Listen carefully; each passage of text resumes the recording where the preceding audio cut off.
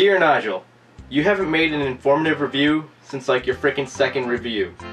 And also, you haven't done anything Mario fanbase related in like a year. That is very true. But what could I review that would make me want to be informative and have something to do with the Mario fandom?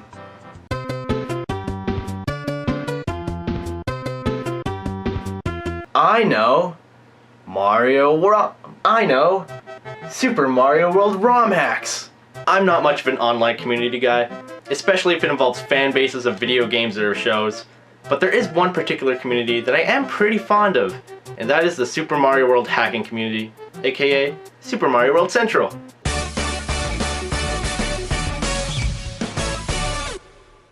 I'm probably gonna get a lot of people mad by saying this, but I've never seen Super Mario World as anything too special, even as a little kid. Let's talk about the evolution of Mario since the arcade version of Mario Bros. Super Mario Bros. Added side-scrolling, power-ups, different level design, and the occasional secret room. Skipping Super Mario Bros. 2 because, well, I don't know which one to talk about. Super Mario Bros. 3! Oh no! Toys! Quick! Luigi! Batter up! Buttloads of power-ups and overworld, many secrets that can assist you with bonus items and an inventory. Super Mario World!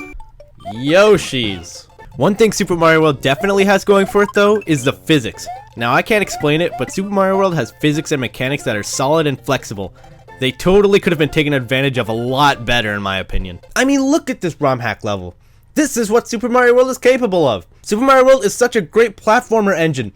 Some really amazing stuff has been whipped up with the power of ROM hacking. And today, we're going to look at a handful of these ROM hacks and see what the true potential of Super Mario World truly is. Let's start with rob-omb's Quest. This is a ROM hack I actually used to play when I was around 12 years old. Apparently it was made in 2001 to 2002, but I'm not really sure. You play as a rob-omb, and the story is about the magic powder keg that allows bomb-bombs to explode without hurting themselves going missing, along with the 7 protectors of the keg. It is revealed in the first level that our Lord Bowser was the one to steal the keg and its protectors. What a dick! The gameplay is, well, the exact same as Super Mario World. Mario is of course changed to a rob-omb. Yoshis are now these creatures called Cho'gabi, but they also function exactly like Yoshi.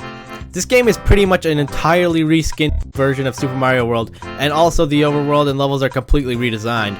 The soundtrack is changed to the Mario All-Stars version of Super Mario Bros. 3, which I personally prefer that soundtrack over the Super Mario World soundtrack, but hey, they're both good, it's an opinion thing.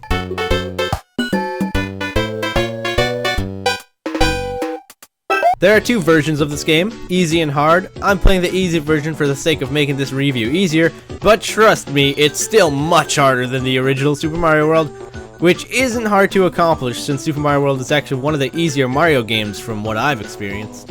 So Blue Yoshis, you know, the ones that just have to have a shell in their mouth and then they can fly over everything, they're OP, right? I mean, you can just fly through the levels that the developers worked so hard on. Well, not in this game. Blue Cho'gabis, which function the exact same as Blue Yoshis, seems like something that'd make this game very easy, especially since you're given one in the 3rd level, but no.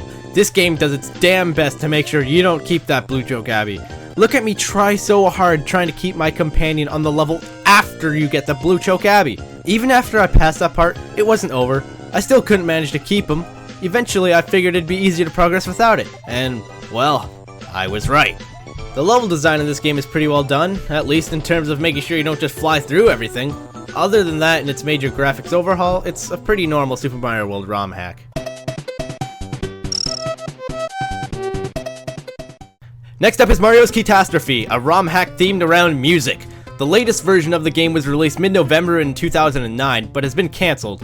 Now we're left with a hack that is only 51 levels long. I haven't played the game prior to this review, but I've watched like episode 22 of a Let's Play on it. I thought it looked pretty freaking amazing, so let's see if this is true. The story is told through a diary by an unknown reader. The game takes place in Melodia, or Melodia, in which Mario visits to see the wonders of the land. However, he will see much more. First thing we notice once again is the redesigned overworld, but also the custom music, which really hits the spot.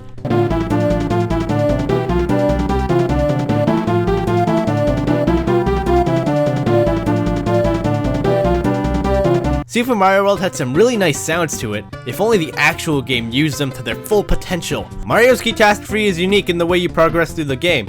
Generally, the goal in each level is to find the key and bring it to its keyhole. In the original Super Mario World, this would usually lead you to a secret exit, but in this game, it's the primary way of beating levels. And yes, these are Sonic graphics, but this game uses a lot more. This level has the background from DKC2's Lockjaw's Locker.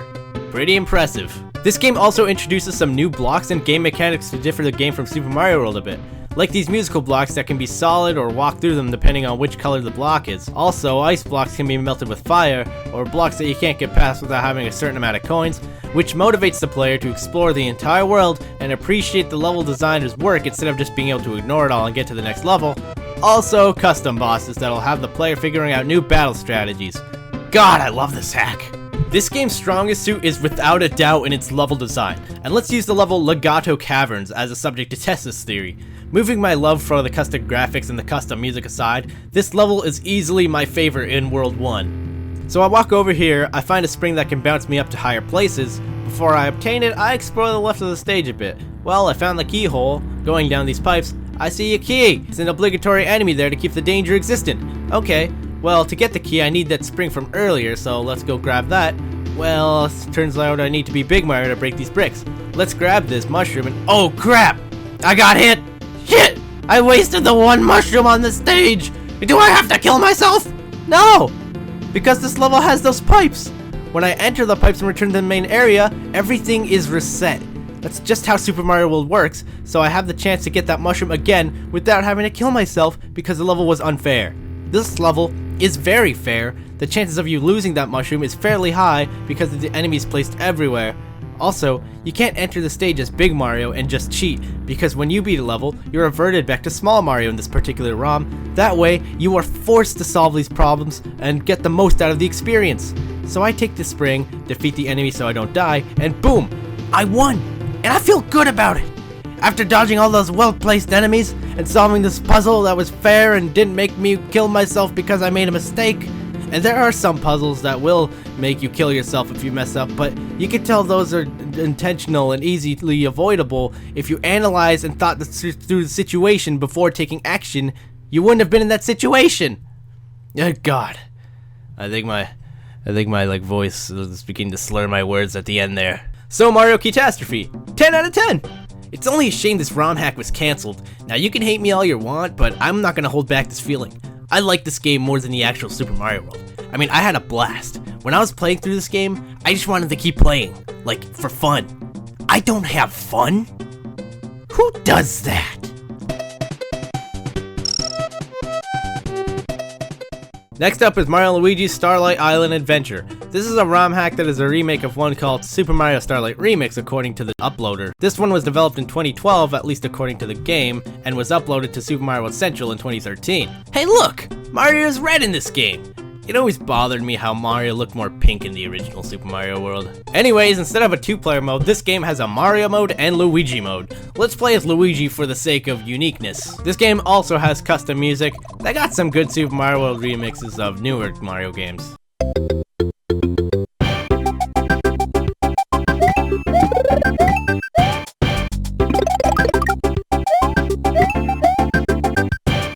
The sprites in this game are recolors of Super Mario Bros. 3 sprites. The ground and backgrounds are seemingly custom made.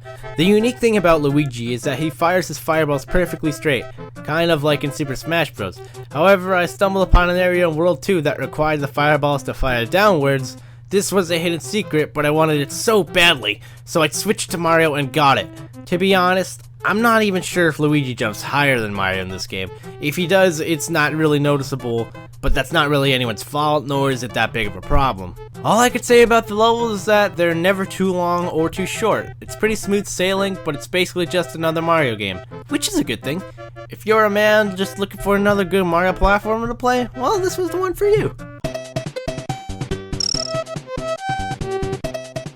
Last and definitely the most unique one is K16 Story of Steel.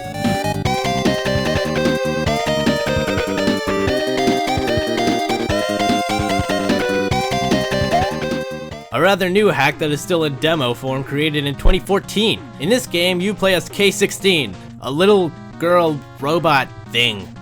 The vampire Scarlet is gong to create a black hole to swallow up the galaxy. K-16 must stop her. Scarlet has some serious problems. I mean, why would she want to devour an entire galaxy? She must have been through some really tough shit. So saying this game has custom music and custom graphics is an understatement. Playing this game was like playing a brand spanking new game. I had to figure out what enemies did what was good, what was bad. You can't spin jump in this game, and you have health. One thing about enemies in this game is that I don't know which I can and cannot jump on. This caterpillar guy looks pretty spiky, but I can jump on him. Same with these helmet chicks who turn out to just be reskinned Koopas. So I figured I could jump on these guys, but nope. They are reskinned Spinies, but the health does give you room for error, so that was pretty well thought out. Your deaths will mostly be from falling anyways. The health is just a good way to ensure that if you die, it's your fault. A new mechanic added to this ROM hack was wall jumping, which I most certainly approve of. My favorite reskin is Charging Chuck. He's now this awesome alien predator. This level's pretty unique. It's like a space shooter. It's kind of a meh stage and it's pretty easy, but hey, this is a Super Mario World. Keep that in mind. Also, cutscenes are a thing in this game, and that's pretty awesome in my book. I was playing and getting far, but after I defeated this boss, nothing happened. I know there's more in this demo, and I'm not sure if that was just a glitch or I just wasn't supposed to fight the boss, but anyways, I didn't want to replay the level, considering it was pretty freaking hard. Maybe I have to unlock the secret stage in this previous stage, but anyways, I think this is good enough for the review. Well, I think I met the criteria for today. Now, if you'll excuse me, I'll... Wait. Something's missing. I'm not even in this stupid show anymore. Get the fuck out of here, pig!